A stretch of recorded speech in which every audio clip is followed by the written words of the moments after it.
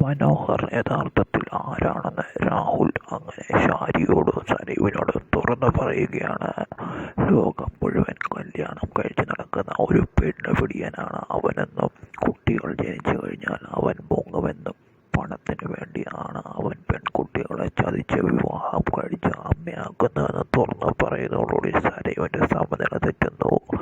തെളിവുകൾ സഹിതം അവസാനം സഹിക്കാൻ കഴിയാതെയായിരുന്നു ഷാരിയോടും സനീപിനോടും ഭ്രാന്ത് പിടിച്ചതുപോലെ രാഹുൽ ഈ സത്യം തുറന്നു പറയുന്നത്. തെളിവുകൾ നിരത്തി അവർക്ക് മുമ്പിൽ പ്രസ്താവിക്കുമ്പോൾ അവർക്ക് ബോധ്യമാവുകയാണ് മനോഹറിന്റെ യഥാർത്ഥ മുഖം.